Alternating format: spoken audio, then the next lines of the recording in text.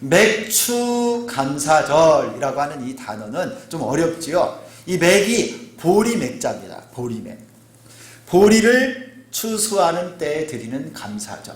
그래서 이스라엘 백성들에게 하나님이 구약에 3대 절기를 주셨는데, 이 맥추절, 봄 추수할 때 맥추절 감사, 그리고 무교절 그 절기, 그리고 수장절, 이렇게 3가지 절기를 주셨어요. 첫 추수를 하나님께 감사하는 날이 바로 이 맥추절이에요. 우리는 도시에 살기 때문에 농사를 짓지 않지만 반년 동안, 지난 6개월 동안 우리의 인생을 이끌어 주신 하나님 앞에 은혜를 기억하고 감사하는 거예요. 내가 내 힘과 노력으로 살아온 것 같은데 아니죠. 하나님이 우리를 붙잡아 주신 거예요. 하나님의 우리의 발걸음을 주님이 오늘까지 이끌어 주신 겁니다. 이 은혜를 기억하고 감사한 날이 바로 오늘이에요. 여러분, 하나님께서 오늘 예배 중에 여러분에게 큰 은혜 베풀어 주시기를 소망합니다. 그리고 그 감사가 더 많아졌으면 좋겠어요.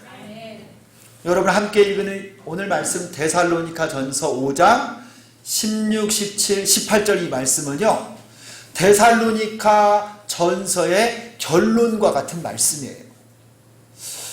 이 데살로니가 전서, 후서가 있겠죠. 또 이 성경은 사도 바울이 데살로니가라고 하는 교회에 보낸 편지입니다. 이 데살로니가 교회는 사실 사도 바울이 처음 복음을 전할 때 굉장히 핍박이 많았던 도시예요.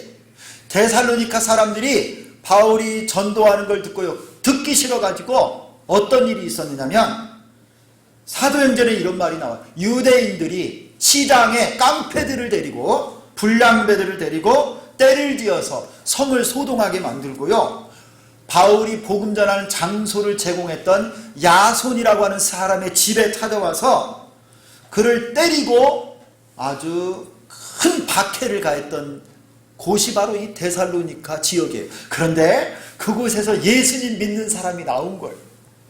핍박과 고난이 있는 중에도 이 소수의 무리가 예수님을 믿고 그들의 신앙생활이 얼마나 진실하고 복됐는지 시간이 좀 흐른 다음에 바울이요, 이 데살로니가 전서의 성경 이 서신을 보내면서 뭐라고 말하고 있느냐면, 믿음의 역사와 사랑의 수고와 소망의 인내를 가지고 있는 너희가 자랑스럽다 그랬어요. 데살로니가 교회가요, 핍박이 있었어요. 박해가 있었어요. 많은 사람들이 엄청 힘들게 만들었어요. 그럼에도 불구하고 그들이 믿음의 역사, 사랑의 수고, 소망의 인내를 가지고 하나님 앞에 꿋꿋이 신앙생활을 하는 걸 보고 바울이 막 축복하는 거예요. 뭐라고 축복하냐면, 우리가 읽은 이 말씀에 5장 25절에 이런 말씀이 나와요.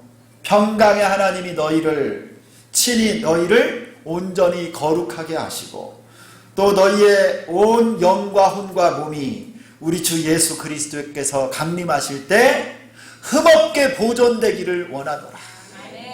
여러분, 이게 주의 종이 교회를 축복하는 말 아닙니까? 나는 너희가 예수님 이 땅에 오실 때 흠없는 성도로 보존되기를 원하노라.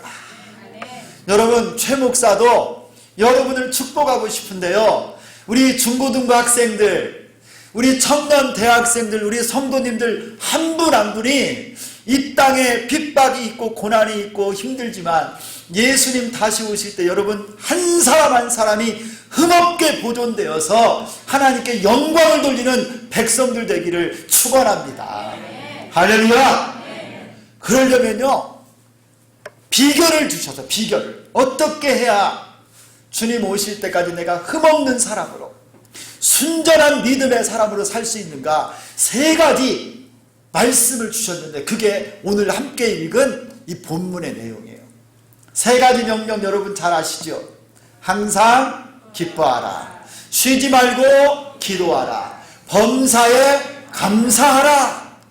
여러분들이 교회 암송구절로도 외웠잖아요. 항상 기뻐하라, 쉬지 말고 기도하라, 범사에 감사하라. 이것이 너희를 향하신 하나님의 뜻이니라. 여러분 이렇게 항상 기뻐하고 쉬지 말고 기도하고 범사에 감사할 때 핍박도 고난도 시련도 있고 눈물도 나고 패배도 하고 이 땅에서 수많은 어려움도 있지만 예수님 바라보는 이 믿음으로요, 우리 주님 다시 오실 때 내 믿음이 순전한 하나님의 백성으로 보존된다는 거예요. 첫 번째, 항상 기뻐하라. 여러분 이 맥주 감사주일에 하나님 앞에 꼭 기억할 것이요, 내가 항상 기뻐하는 거예요. 항상. 여러분 이 항상 기뻐하라 이것은요, 감사의 태도예요. 감사의 태도. 여러분 감사하려면 기쁨이 있어야 감사할 수 있지 않겠어요? 그런데 여러분 기쁘지 않은데 어떻게 감사합니까? 오늘 성경에는 심지어 항상 기뻐하래요. 저는 이 말씀을 처음 읽을 때 잘 이해가 안 되더라고. 기쁨이 없는데 어떻게 기뻐하고, 힘든 일 많은데 어떻게 기뻐하라고 하는지 잘 이해가 안 돼요. 좋은 일, 합격하는 일, 1등도 좀 하고, 돈도 많이 벌고 건강해지고 그래야 기뻐할 수 있을 텐데, 하나님 말씀은 그게 아니에요. 항상 기뻐하라. 여러분 이 항상 기뻐하라 이것은 그런 점에서 보니까요, 뭐가 좋아지고 조건이 좀 나아지고 뭐가 좀 해결되고 날 때 그때 기뻐하는 것이 아니라 항상 기뻐하라는 태도인 거예요. 태도. 우리 마음의 태도. 어떤 상황에서도 기뻐하고 어떤 형편에서도 기뻐하는 태도. 여러분 항상 기뻐하는 태도를 가지시기를 축원합니다. 그 마음으로 하나님께 기뻐하는 거예요. 지금 여러분을 향한 하나님의 뜻이 뭐냐? 기뻐하래요. 기뻐. 좀 힘들고 어려워도요, 기뻐하래요. 여러분 왜 그런 줄 아세요? 이 기뻐하라 이 단어는요, 어원이 뭐하고 똑같으냐면 은혜라고 하는 말하고 어원이 똑같아요. 카리스. 기뻐하다 이 말이요, 은혜하고 어원이 똑같다니까요. 그런 점에서 여러분 우리는 은혜 받은 자이기 때문에 기뻐할 수 있는 거예요. 그러므로 여러분 조건에 따라서 어떨 때는 기뻐하고 어떨 때는 울고 있으라는 것이 아니고, 내 안에 은혜가 있기 때문에 기뻐하고 내 안에 예수님이 계심으로 기뻐하고, 좋을 때든지 힘들 때든지 기뻐하는 태도를 가지라는 거예요. 가난할 때도 부할 때도, 건강하든지 아프든지 성적이 좀 올라가든지 내려가든지 다 기뻐하는 태도를 가지라는 거예요. 여러분 기쁨의 태도를 가진 사람은요, 상황과 환경, 그 다음에 감정의 노예로 사로잡히지 않습니다. 의지적으로 기쁨을 택하는 거예요. 감사를 선택하는 거예요. 환경의 파도에 휩쓸리지 않아요.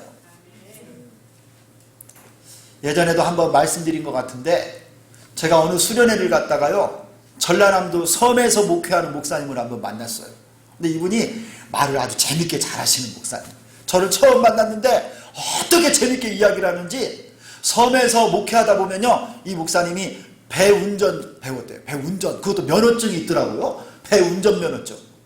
근데 이분이 여러분 이 자격증을 따가지고요, 목회를 하다 보니까 성도들에게 무슨 일이 생기면요, 때로는 파도가 쳐도 배를 몰고 나가야 된대요.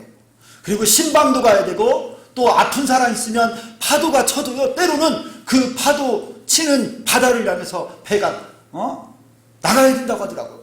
그런데 이분이 뭐라고 하냐면요, 자기는 배를 운전하면서 파도 타는 기술이 있대. 심지어 파도가 높이 쳐도요, 파도 위에서도 배를 방향 전환까지 할 수 있어서 다시 안전하게 돌아올 수 있대. 그거 되게 재밌대. 말을 막 열심히 하는데 딱 조건이 하나 있대. 조건이. 풍랑이 아무리 세게 불고 파도가 높이 쳐서 여러분 막 배가 침몰할 것 같은데도 그 파도를 뚫고 갈 수 있는 조건이 하나 있는데, 그 배에 강력한 엔진하고 프로펠러가 잘 돌아가기만 하면 문제가 없대요. 그러면 어떤 파도도요, 뚫고 지나갈 수가 있고 안전하게 돌아올 수 있다는 거예요. 야, 제가 이 이야기를 딱 들으면서요, 성도 여러분, 예수 믿는 우리 성도들에게는요, 이 엔진이 하나씩 다 있어요. 이 엔진. 인생에서 만나는 수많은 고난의 파도, 시련의 폭풍도 능히 뚫고 지나갈 수 있는 강력한 엔진이 있는데 이게 뭐냐? 바로 기쁨의 엔진이에요. 기쁨의 엔진. 여러분, 우리는 예수님 때문에 기쁩니다. 우리를 구원해 주신 은혜 때문에 기쁩니다. 하나님이 우리를 주님의 자녀 삼아 주셔서 기쁩니다. 할렐루야. 이 기쁨으로 인생의 파도를 넘어가는 거예요. 힘든 게 있고 짜증나는 거 있고 어려운 일이 있어도요, 내가 구원받은 하나님의 자녀다. 예수님이 나와 함께 계신다. 이 은혜가 나와 함께한다. 여러분, 이 은혜를 가지고 기쁨으로 인생의 파도를 뚫고 지나가는 여러분 되기를 축원합니다. 여러분, 이것보다 큰 기쁨이 어디 있어요? 예수님이 나와 함께 계십니다. 할렐루야. 그러므로 여러분, 항상 기뻐하십시오. 그때 여러분 인생의 파도, 고난의 파도가 다 사라지고 그거를 뛰어넘어 하나님이 주시는 평강의 기쁨이 있을 줄 믿습니다. 두 번째, 여러분, 우리가 하나님의 뜻대로 온전하게 주님 오실 때까지 보존되려면요, 17절 말씀이에요. 쉬지 말고 기도하라. 한번 따라서 하겠습니다. 쉬지 말고 기도하라. 이것은 여러분 감사의 이유입니다. 이유. 항상 기뻐하라는 감사의 태도라고 한다면요, 쉬지 말고 기도하라. 이것은 감사의 이유를 이 말씀으로 알려주세요. 왜냐하면 여러분, 기도를 통해서 우리는 하나님을 만날 수 있기 때문에요. 그래서 여러분, 기도하라는 거예요. 쉬지 말고 기도하라. 여러분, 쉬지 말고 라고 하는 이 말은 멈추지 말고, 부단히 그런 뜻이 있어요. 그런데 여러분, 사람이 어떻게 24시간 맨날 기도만 하고 살 수 있어요? 이 말이 무슨 뜻인지 그러므로 잘 이해를 해야 돼요. 쉬지 말고 기도해라. 이 말은 무슨 뜻이냐면, 어떤 상황 속에서라도 기도하는 자세를 가지고 살라, 이 소리예요. 멈추지 말고 지속적으로 하나님을 찾으라는 거예요. 어떤 상황이 일어나도 쉬지 말고 하나님 앞에 기도하는 자세로 살으라는 거예요. 이게 쉬지 말고 기도하라는 거예요. 그냥 걸어다니면서 하나님 아버지 막 이렇게 다니라는 뜻이 아니고, 언제든지 하나님께 기도하는 자세를 가지고 살라는 거예요. 기도는 여러분, 하나님을 만나는 시간입니다. 어떤 형태, 상황이든지 상관없어요. 하나님 앞에 내가 나아가서 내 마음을 하나님께 고백하고 이야기하는 겁니다. 하나님을 찾는 것이죠. 여러분, 우리 주변에 얼마나 많은 기도의 자세가, 기도가 있는지 아세요? 제가 한번 써봤어요. 우리 주변에 얼마나 많은 기도의 종류가 있나. 여러분 한번 들어보세요. 찬양하면서 기도할 수 있어요. 찬양 기도, 고백하면서 하는 고백 기도, 새벽 기도, 금양로 기도회, 통성 기도, 묵상 기도, 카톡같이 하나님께 급하게 드리는 카톡 기도, 틈새 기도, 그 다음에 어디든지 기도할 수 있어요.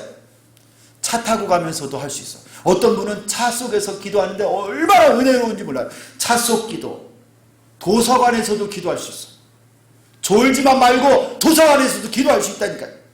도서관 기도, 일터 기도, 주방 기도, 식당 기도, 시장 기도, 안방 기도, 교실에서 공부하다가도 기도할 수 있어요. 교실 기도, 학원 기도, 예배당 기도. 기도가 한두 가지가 아니에요. 중보기도, 개인기도, 합심기도, 치유기도, 신방기도, 사역기도, 목적기도. 할렐루야. 쉬지 말고 기도하라. 기도하면 여러분 감사할 수 있어요. 제가 군대 얘기 안 하려고 그랬는데 한번 또 하겠습니다. 제가 군대에 있을 때 말년 병장, 최병장 너무 힘들었어요. 제대가 한 몇 달 안 남았는데요, 제 후임 쫄병이 안 오는 거예요. 두 사람이 근무해야 되는데 그 사람이 안 와요. 한 명이. 그래가지고 제가 섬기고 이 근무하는 부서에 하사관이 2명 있고 장교가 3명 있고 실장님 중령이 한 분 있어요. 정은관실에서 근무를 하는데 모든 업무가 저한테 다 오는 거예요. 청소부터 아침에 일찍 출근해가지고 바닥 닦고 마대로 미는 청소부터 시작해갖고요.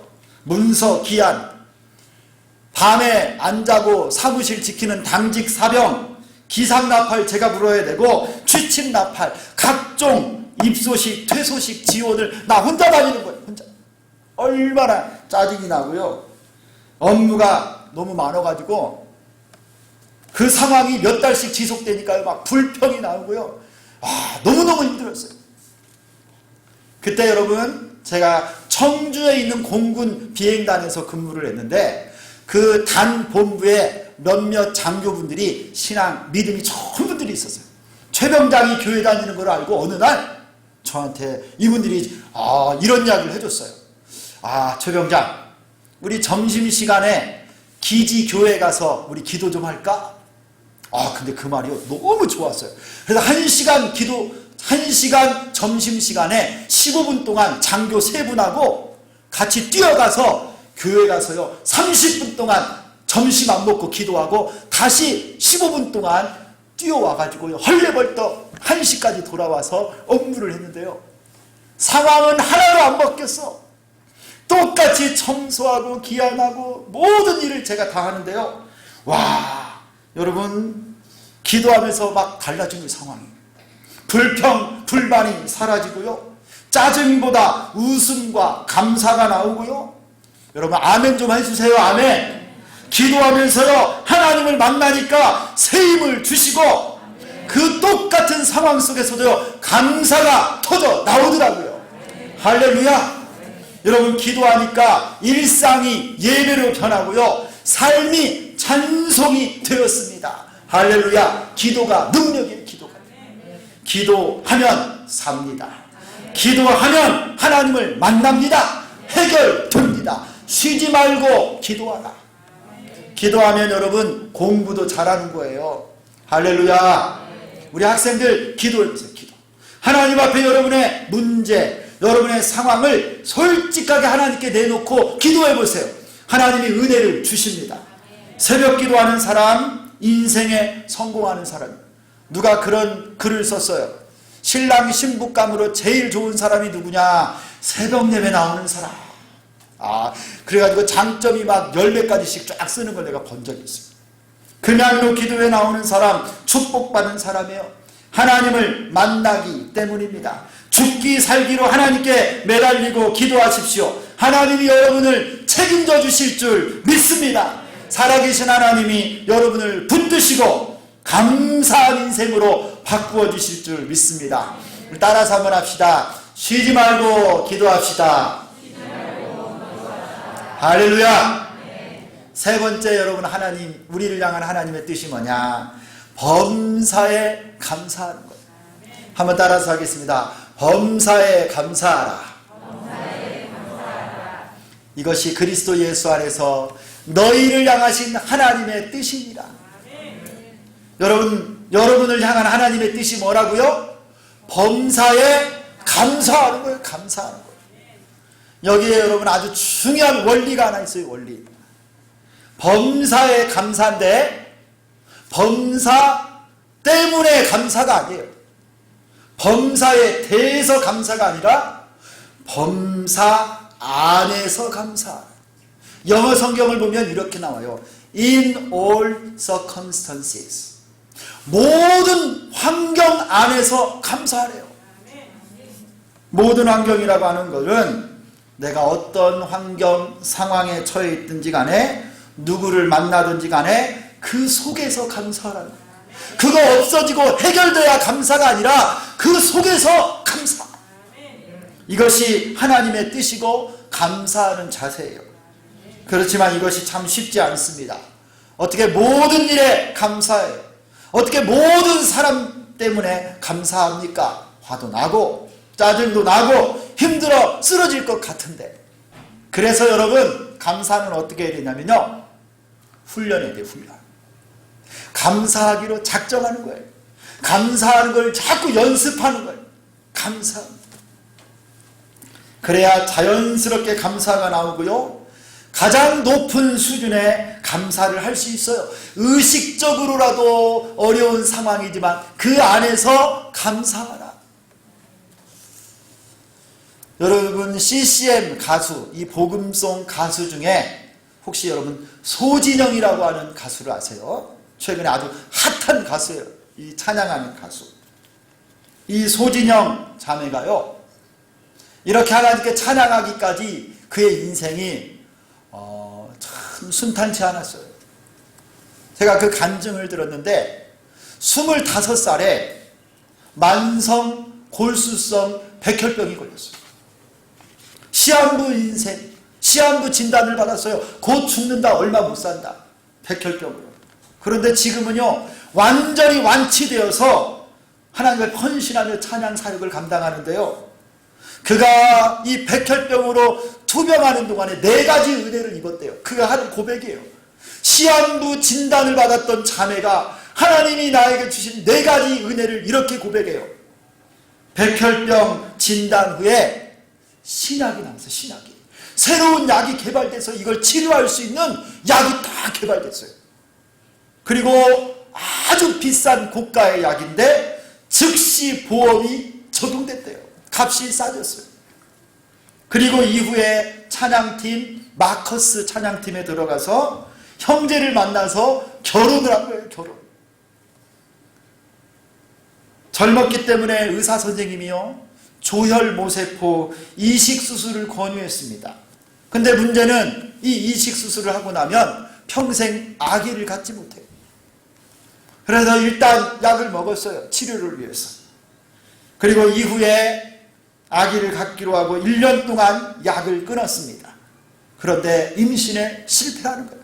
임신이 안 되는 거예요. 그래서 이제 포기하고 다시 약을 먹으려고 하는 딱 그때에 하나님이 태의 문을 열어주셔서 임신하게 되었어요. 의사가 뭐라고 말했냐면, 산부인과 의사가 만약에 약을 끊자마자 임신이 되었으면 그 아기는 기형아가 되었을 거라고. 바로 임신 안 된 것이 이 자매에게 은혜였어요. 여러분, 이 소진영 자매 인생 중에 크고 작은 고난이 많았지만 모두 주님의 은혜로 헤쳐나왔어요. 그 상황 가운데서 감사하면서 살았던 것입니다. 이 은혜 중에 그가 부른 찬송, 작사 작곡한 찬양이 뭐냐면, 은혜 아니면 살아갈 수가 없네요.